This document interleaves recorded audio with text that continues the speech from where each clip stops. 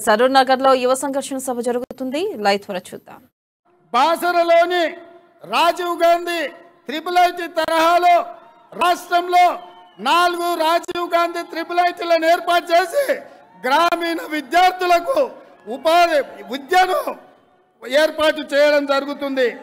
ఇదే కాకుండా అమెరికాలో ఉండే ఐఎంజీ తరహా స్పోర్ట్స్ అకాడమీని తెలంగాణలో ఏర్పాటు చేసి గ్రామీణ క్రీడాకారులను ప్రోత్సహించి క్రీడా విశ్వవిద్యాలయాన్ని ఏర్పాటు చేయడం జరుగుతుంది.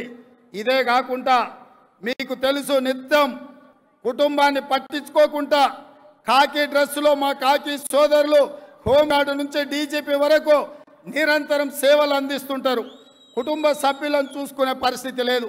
వీళ్ళే కాకుండా ఆర్టీసీ కార్మికుడా నిత్యం సేవలు అందిస్తూ పేదవాళ్ళకు అండగా ఉంటూ కుటుంబ సభ్యులను చూసుకునే పరిస్థితి లేదు.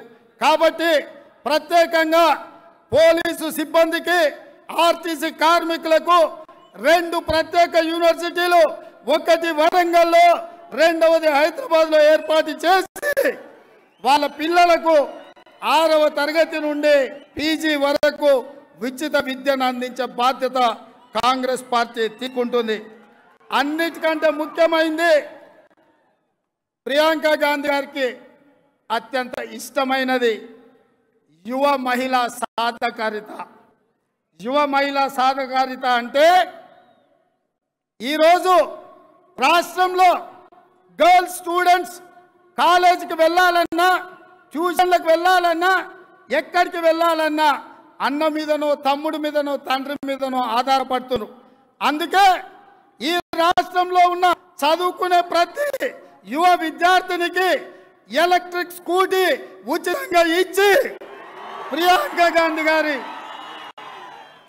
ప్రత్యేకంగా విద్యార్థినులను ఆదుకుంటాం. ఎందుకంటే ప్రియాంక గాంధీ గారు ఉత్తరప్రదేశ్లో మహిళలకు 50% టికెట్లు ఇచ్చిండ్రు. ప్రియాంక గాంధీ మహిళా పక్షపాతి. ముఖ్యంగా చదువుకునే విద్యార్థినులను ప్రోత్సహించాలన్న వారి ఆలోచనతోటి ఇవాళ చదువుకునే ప్రతి విద్యార్థినికి ఎలక్ట్రిక్ స్కూటీ ఉచితంగా ఇవ్వడం ద్వారా స్వతంత్రంగా వాళ్ళే కళాశాలకి చదువుకునే అవకాశాన్ని మనం కల్పిస్తున్నాం. అందుకే మిత్రులారా, యువత భవిత కాంగ్రెస్ నినాదం, అమరుల ఆశయ సాధనే కాంగ్రెస్ పార్టీ విధానం. ఈ 5 ప్రధానమైన హైదరాబాద్ యూత్ డిక్లరేషన్ ని మీరందరూ గట్టిగా చప్పట్లు కొట్టి ఆమోదించాల్సిందిగా మీ అందరినీ కోరుకుంటున్నా. గట్టిగా, ఇంకా గట్టిగా కేసీఆర్ వినిపించాలి. వేదిక మీద ఉన్న పెద్దలు కూడా కొట్టాలి. दीदी, ये 5 मुद्दे हम लोग आज हैदराबाद यूथ डिक्लेरेशन के नाम पे हम सबका, इन लोगों का सबका मदद ले लिए। आपके नेतृत्व में हमारा ये जो हैदराबाद यूथ डिक्लेरेशन है, आने वाले नया साल कांग्रेस नया सरकार बनेगा, 1 साल के अंदर ये सब सारे जो वादा किए हमारा जिम्मेदारी आपके नेतृत्व में हम निभाएंगे। इसीलिए this is not agreement between youth and student, this is our bond paper, this is our commitment. ये कमिटमेंट को पूरी करने के लिए पूरी तरह से आपका मदद चाहिए।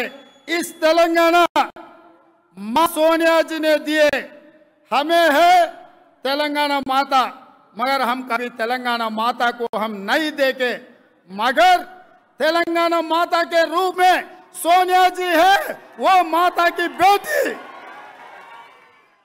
जो तेलंगाना माता हमारे ध्यान में सोनिया जी है, वो माता का बेटी आप है। आप हमारा बहन है, आप हमारा अमानत है, आप हमारा परिवार है। इसीलिए आज ये जिम्मेदारी, ये रेजोल्यूशन आपके नेतृत्व में हम उठाए।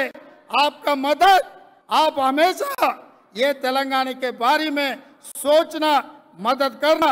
जो वादा हम किए आगे जाने के लिए आपका आशीर्वाद चाहिए, आपके मदद चाहिए प्रियंका जी।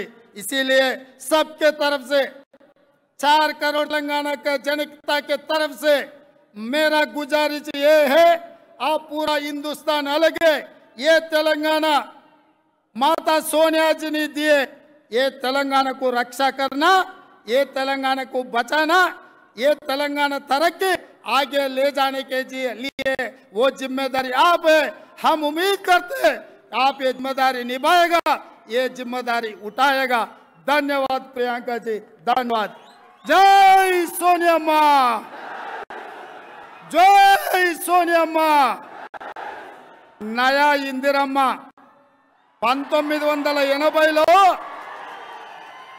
ఆనాడు ఇందిరమ్మ మెదక్ జిల్లా నుంచి ఎంపీ అయింది.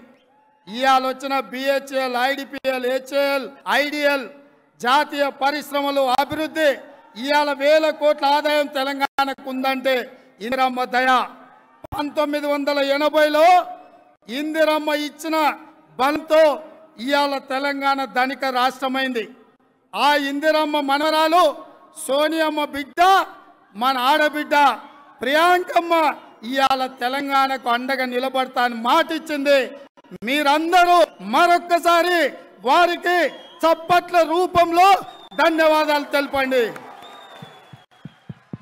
ధన్యవాదాలు మిత్రులారా.